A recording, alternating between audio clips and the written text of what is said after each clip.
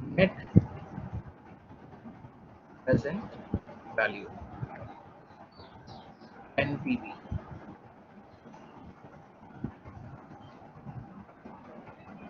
तो स्टूडेंट अगर हम इसके फॉर्मूले के हिसाब से बात करें तो नेट प्रेजेंट वैल्यू जो है इसका फॉर्मूला होता है sum of PVs of all future cash flows minus ये नेट प्रेजेंट वैल्यू निकालने का फॉर्मूला होता है। अब जब भी काम करेंगे स्टूडेंट्स, आपने हर जो टूल है उसको इंडिपेंडेंटली देखना है, हर टूल को इंडिपेंडेंटली देखना है। इस तरीके से मैं यहाँ पर काम कर रहा हूँ और इसको क्यों देखना है ये मैं आपको एक्सप्लेन करूँगा। अब देखें, एनपीवी निकालने का फॉर्मूला है sum of PVs of all future cash flows, sum of PVs of all future cash flows. मैं बार बार इसको इसलिए फोकस कर रहा हूँ कि अब देखें,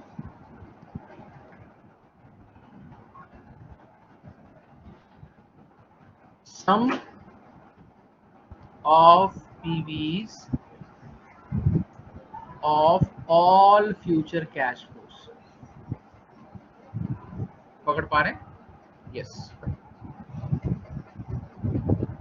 sum of PVs of all future cash flows, यानी जितने फ्यूचर कैश फ्लोज थे उनको आपने डिस्काउंट किया, उनकी प्रेजेंट वैल्यूज निकाली, उन प्रेजेंट वैल्यूज को सम कर लिया तो वो बन गया आपका एक part, sum of PVs of all future cash flows minus investment. ये हो गया आपका फर्स्ट पार्ट फॉर्मूले का, माइनस इन्वेस्टमेंट ये हो गया सेकंड पार्ट। यानी मैं अगर इसको ब्रेक करूं तो एक लाइन में इसमें ऐड कर लेता हूं, यानी कि ये वाला जो पार्ट है ये हो गया आपका फर्स्ट पार्ट और ये हो गया इन्वेस्टमेंट वाला सेकंड पार्ट। सेल ब्रेक भी डालना पड़ेगा, एक मिनट देखिएगा।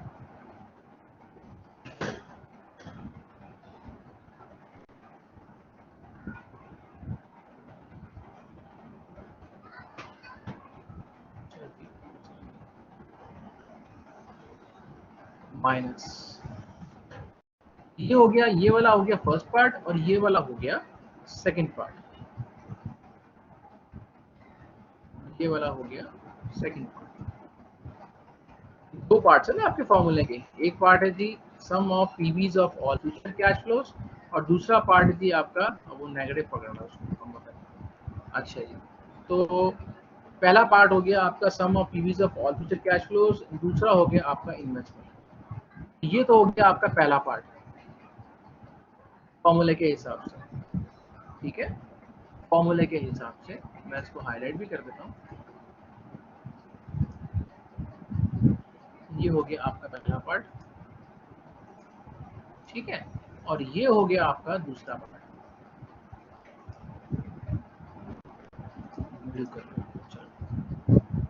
ये हो गया आपका दूसरा पार्ट और इन्वेस्टमेंट कितनी है आपके पास? 1 लाख। चेक कर लेते हैं, कर जी हमने इसका यूज किया है, ठीक हो गया। तो सिंपल हमने क्या करना है जी, इसको माइनस करना है और माइनस करने के बाद हमारे पास आ जाएगी एनपीवी। तो this minus this is NPV.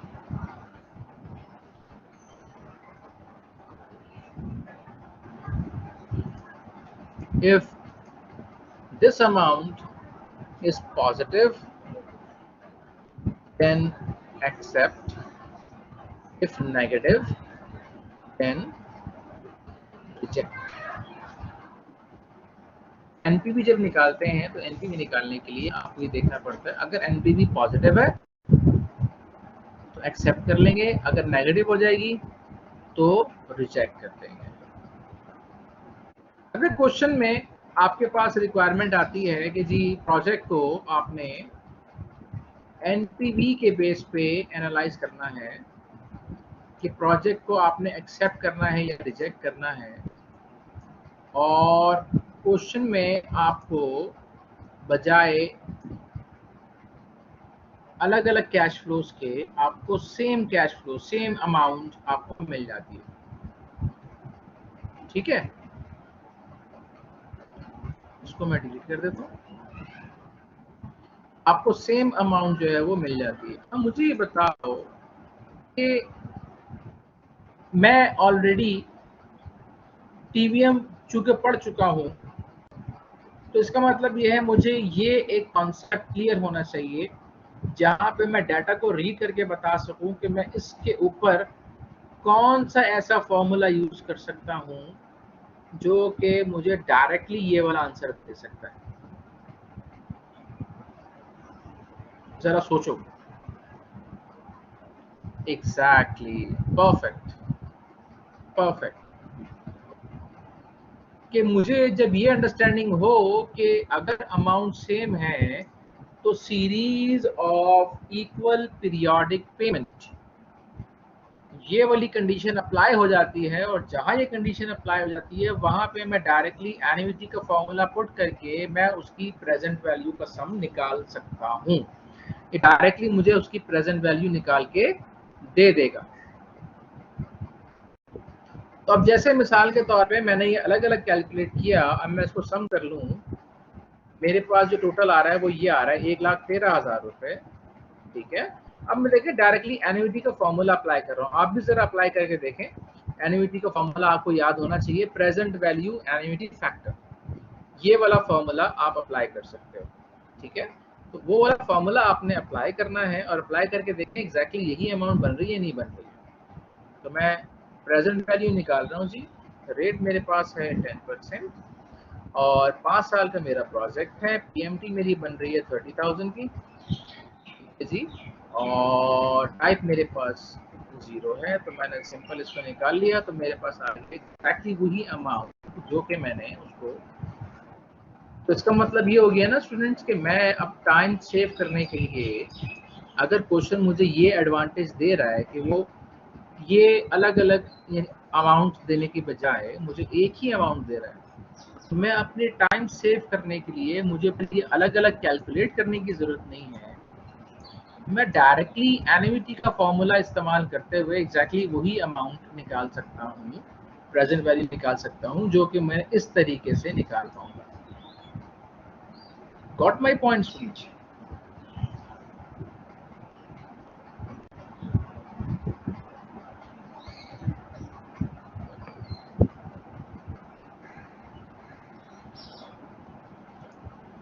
यहाँ पर मैं एक हेडिंग बना देता हूँ, यूजिंग एन्युटी। ठीक है, ताकि आपको इस चीज को अंडरस्टैंड करना आसान हो जाए कि अगर एन्युटी की कंडीशन बन रही है तो डायरेक्टली आप एक फॉर्मूला, एन्युटी का फॉर्मूला लगा के आप उसकी प्रेजेंट वैल्यू को निकाल सकते हैं, और उसके बाद फिर काम हो जाएगा।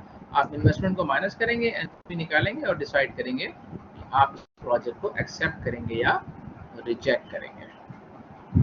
तो डिस्काउंटेड पे बैक पीरियड में तो आपको अलग अलग ही निकालना पड़ेगा, क्योंकि आपको पीरियड चाहिए ना। लेकिन जब आप एनपीवी के ऊपर बात करेंगे तो एनपीवी में अगर ये एडवांटेज आपको मिल रहा है तो आप उसको भरपूर तरीके से यूटिलाइज करेंगे।